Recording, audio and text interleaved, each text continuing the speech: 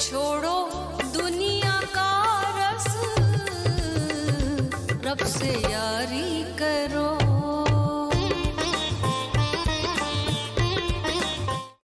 प्रणाम सभी मित्रों को, बहुत बहुत नमस्कार, बहुत बहुत स्वागत है। और हम लोग बहुत ही सुंदर गजलों पर चर्चा कर रहे हैं, जो कि गुरुदेव की ऐसी गजलें हैं जो रूहानी गजलें हैं। और जिस किताब से ये गजलें ली जा रही हैं उसका नाम है दीवाने मुर्शिद। आप उसको कभी मंगा कर पढ़ें। और अद्भुत एक से सुंदर गजलें हैं उसमें। भाव की गहराइयों की बात तो हम कर ही नहीं सकते, इतनी गहरे भाव हैं। तो आज जो गजल है वो है, छोड़ो दुनिया का रस, रब से यारी करो, अब महा जिंदगी की तैयारी करो। तो आइए गुरुदेव की इस गजल पर चर्चा करते हैं। जीवन को जीने का दो ढंग है। एक तो साधक का जीवन होता है, और एक संसार में उलझे पुलझे भारी संसार के रस में लिप्त, जिसका अर्थ अंत में मृत्यु के समय कुछ भी नहीं होता, ऐसा जीवन जीना। गुरुदेव हम लोगों को इस गजल में चिता रहे हैं कि समय है बहुत सुंदर, ऐसा अवसर ऐसा संयोग कब जुटे पता नहीं, इसलिए अब जरा महा जिंदगी की तैयारी करो। छोड़ो दुनिया का रस, रब से यारी करो, अब महा जिंदगी की तैयारी करो। महा जिंदगी क्या है? देखिए, जन्म से जो मरण का बीच का अवधि है वो तो जीवन कहते हैं हम लोग। लेकिन जब हम शरीर छोड़ देते हैं और उसके बाद फिर शरीर में आते हैं, उस बीच की अवधि को संतों ने महाजीवन कहा है।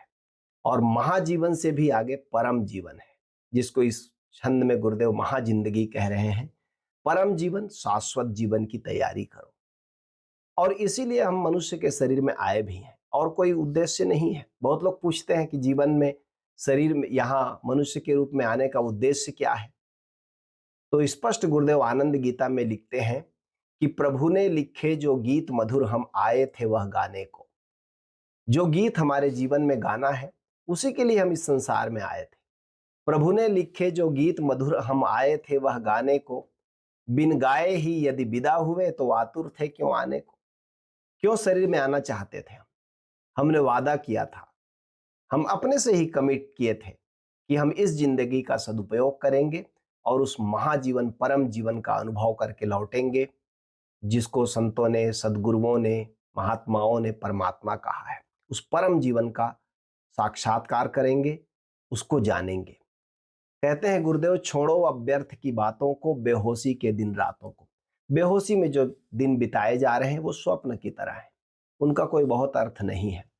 कहते हैं गुरुदेव कि ये मन तो आप जहां ले जाओगे वहां जाएगा, आपके ऊपर है। आप इसके लिए किसी और को दोषी नहीं दे सकते। हाँ, ये जरूर है, आप संसार में इसको देख सकते हैं कि जब आप कामना से भरकर, इच्छा से भरकर संसार में जी रहे होते हैं, संसार के रस में लदे फदे जी रहे होते हैं, तब आपका चेहरा कैसा होता है। और जब आप निष्काम होकर परमात्मा के रस में, सुमिरन में जी रहे होते हैं, तब आपका चेहरा कैसे होता है। आनंद गीता में लिखा है गुरुदेव ने, भोगों में मन उलझाओ तो मुख क्लांत मलिन हो जाता है। यदि भोगों में तुमने बहुत रस लिया तो आप देखना धीरे धीरे, कहते हैं ना गुरुदेव बार बार अपने प्रवचनों में, भोग कि भोगों को मैंने नहीं भोगा, भोगों ने ही मुझे भोग लिया। भोगों में मन उलझाओ तो मुख क्लांत मलिन हो जाता है, निष्काम कभी रहकर देखो सुंदर आनंद हो जाता है। संतों के चेहरे की सुंदरता का कारण क्या है? निष्काम है, कोई कामना नहीं है, कोई और बाहर सुख मिलेगा इसकी चाहत नहीं है। साक्षी रहकर निष्काम रहो, भोगों को जय श्री राम कहो। जय श्री राम कहो मतलब विदा करो, ठीक है, भोगों को। साक्षी में जियो। कहते हैं, होली क्या खेलना है जमाने से, अब हरी रंग से भरी पिचकारी करो। ये संसार की होली हमने बहुत खेल ली, इसी जन्म में नहीं खेली, बहुत जन्मों से खेलते आ रहे हैं, कोई अंत नहीं है। कहते हैं अब उस होली से अपने मन को मत बहलाओ, हमेशा बच्चों की तरह मत बने रहो, जरा परिपक्व बनो।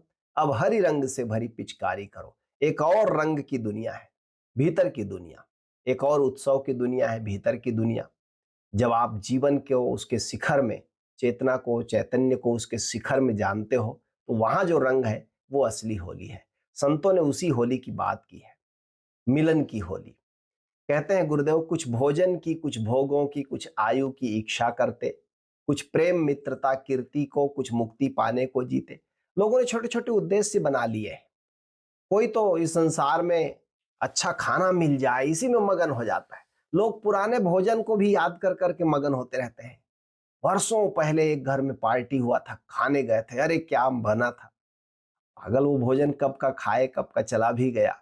कुछ भोजन की, कुछ भोगों की, कुछ आयु की इच्छा करते, कुछ लोग लंबा जीने के लिए कामना करते हैं, कुछ प्रेम मित्रता कीर्ति को, कुछ मुक्ति पाने को जीते। जितना जिसका उद्देश्य बड़ा, उसका उतना जीवन संवरा। आपका उद्देश्य कितना बड़ा है, उसी अनुपात में आपका जीवन विकसित होता है। बहुत छोटे छोटे उद्देश्य हैं तो आए ना आए बराबर हो गया। कहते हैं गुरुदेव कि संतों की होली खेलो। ये नहीं कि संसार में, ये नहीं कि संसार के उत्सव को छोड़ देना है, वह तो ठीक है, लेकिन वो बचकाना है। कभी कभी बच्चों के साथ खेल लेना ठीक होता है, लेकिन दिन भर बच्चे बने रहो तो थोड़ा प्रश्नवाचक चिन्ह है। कहते हैं सब एक साल में एक बार होली का पर्व मनाते हैं, योगी सालों भर मस्ती का गुलाल अबीर उड़ाते हैं। वो कौन सी होली है जो रात और दिन चलती है भीतर? कहते हैं गुरुदेव, सांसों का लेकर एक तारा, मस्ती का गीत सुना प्यारा। सांसों सांस जो सुमिरन है वो होली है। आनंदम शरणम गच्छामि भज ओसो शरणम गच्छामि। एक, देखिए, किसी को भी साधना में पहले ही दिन रस नहीं आता। यह तो संकल्प की बात है कि शुरुआत करनी है, कहीं से तो शुरू करेंगे, और सदगुरु मिल जाए तो तुरंत शुरू करना चाहिए। कहते हैं गुरुदेव गजल की अगली पंक्तियों में, रात दिन चित्त सुमिरन में डूबा रहे। अब धीरे धीरे उस ट्रैक पर आओ कि रात और दिन अहरनिश उसका सुमिरन होता रहे, उसके सुमिरन में चित्त लगा रहे। गोविंद की नाव पर अब सवारी करो। ये परमात्मा की नाव है, ये पार करा देगी भवसागर से। और सुमिरन का मजा है, वो कोई काम नहीं है, वो संसार के अन्य कार्यों की तरह कोई कार्य नहीं कि करेंगे उसके बाद फल मिलेगा। सुमिरन का एक चीज बहुत ही मजेदार है कि बाकी संसार के कार्यों को करते हैं तब कृत्य अलग होता है, कर्म अलग होता है, फल बाद में आता है। सुमिरन ऐसा नहीं है। सुमिरन में जो आप सुमिरन शुरू करते हैं तो फल भी तुरंत साथ साथ आता है, आनंद आता है। सुमिरन देता आनंद सदा, स्वीकृति दुख शोक भगाती है। और स्वीकार भाव है और सुमिरन है तो न तो आपके पास दुख शोक होगा और न कोई चिंता होगी, और सदा आनंद रहेगा। साक्षी आवेग दूर करता प्रज्ञा प्रसन्नता लाती है। इन्हीं में जीना चाहिए, सुमिरन में, साक्षी में, स्वीकार भाव में, प्रज्ञावान होकर। कहते हैं गुरुदेव, साक्षी प्रज्ञा हरिनाम गहो, जो भी होता है राम कहो। जो भी हो रहा है सब उसकी मर्जी से हो रहा है, उसकी मर्जी में जीने का मजा लो। कहते हैं गुरुदेव कि जिस धुन को सुनकर मस्ती में गुरु नानक ने जपजी गाया, उस धुन को तुम भी खोजो जिससे जपजी गाया गुरु नानक देव जी ने। सुंदर सुंदर गीत रचे संतों ने। वो धुन कौन सी है? जिस धुन को सुनकर मस्ती में गुरु नानक ने जपजी गाया, भगवान कृष्ण ने गीता कह अर्जुन का साहस लौटाया। वह राग अहरनिश सुनो जरा, बाकी सब है कूड़ा कचरा। वो अहरनिश राग अभी भी गूंज रहा है, सदा है, वो तो शाश्वत है, उसको सुनने का आनंद लो। सभी संतों ने इस बात को कहा है कि नाद चिंतामणि है, नाद को सुनो और तुम सारी चिंताओं से मुक्त हो जाओगे। जब गुरु नानक देव जी पर प्रवचन कर रहे थे ओशो, तो कहते हैं कि एक क्षण के लिए भी तुमने उस अंतर नाद को सुन लिया तो तत्क्षण ही तुम्हारा आवेग, तुम्हारे ईर्ष्या, तुम्हारा द्वेष, तुम्हारी घृणा, चिंता सब विदा हो जाते हैं। वह राग अहरनिश अभी भी गूंज रहा है सब तरफ। वह राग अहरनिश सुनो जरा, बाकी सब है कूड़ा कचरा। अथियोगम शरणम गच्छामि भज ओसो शरणम गच्छामि। और कल पर टालने का मन होता है ये सब चीज को। हम कहते हैं कल कर लेंगे सुमिरन, अभी तो संसार के बहुत महत्वपूर्ण काम है। एक क्षण निकल जाता है तो वो दोबारा तो लौट कर आता नहीं।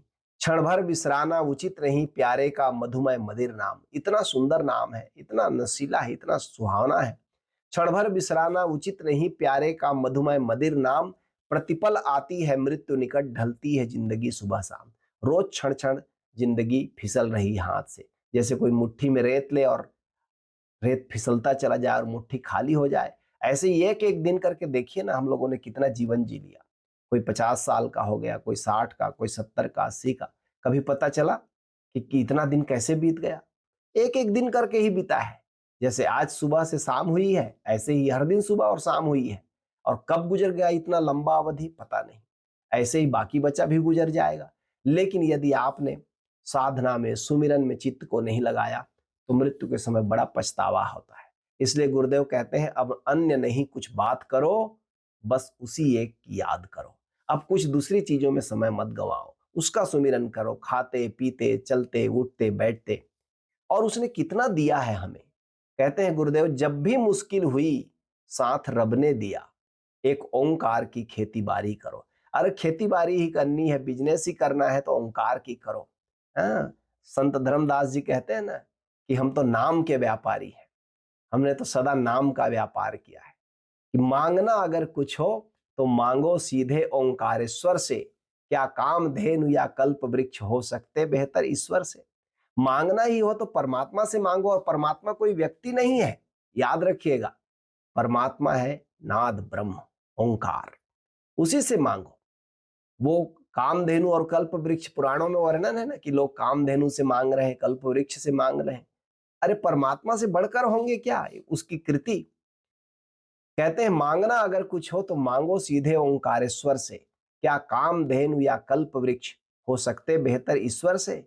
मांगो कि मांग विदा सब हो, जागो कि दृश्य खुदा सब हो। अब वो मांग मांगो, वस्तु सुख मत मांगो। अब ये मांगो कि सब मांग विदा हो जाए जीवन से, और हर दृश्य फिर तो संसार का हर चीज परमात्मा है।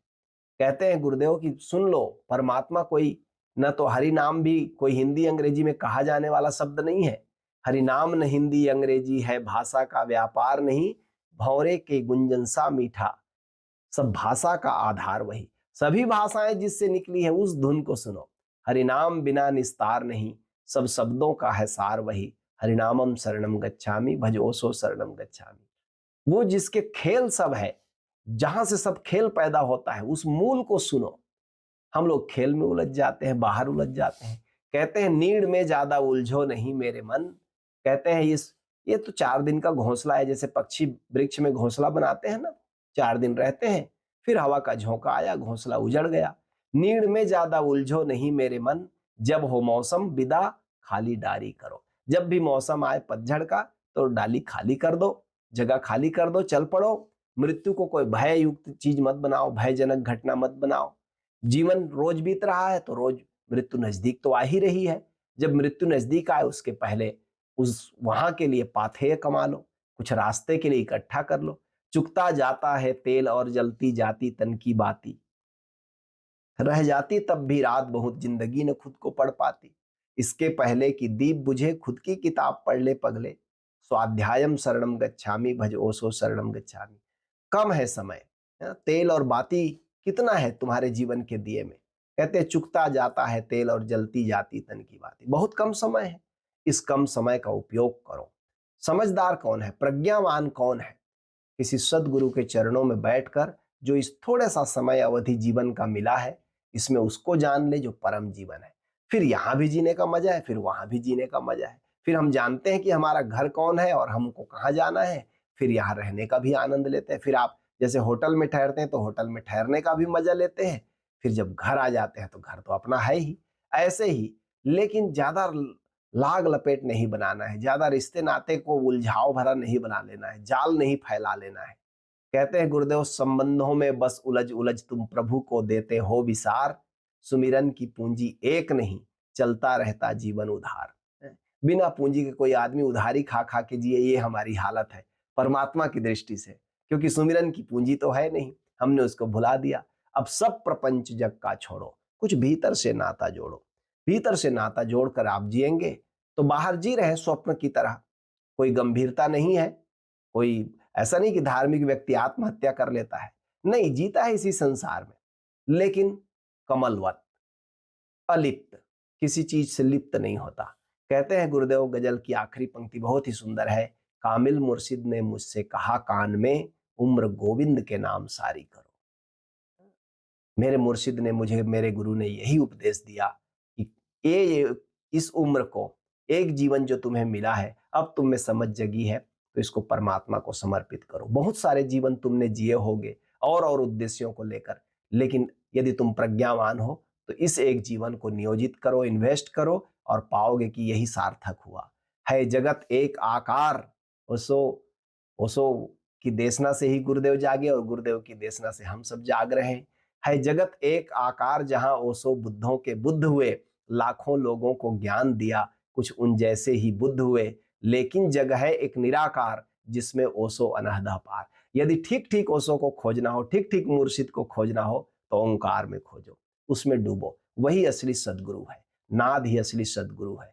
और उस असली सदगुरु की तरफ शरीरधारी गुरु जब इशारा करते हैं तो उनको हम सदगुरु कहते हैं। और वही सदगुरु का रोल होता है कि वो उस सदगुरु की तरफ आपको ले चले जो शाश्वत है।